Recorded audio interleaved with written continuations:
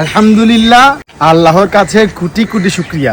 আমাদের ছাত্র সমাজ আমরা যা চেয়েছিলাম, নিরপেক্ষভাবে আমরা আমাদের অধিকার চেয়েছিলাম।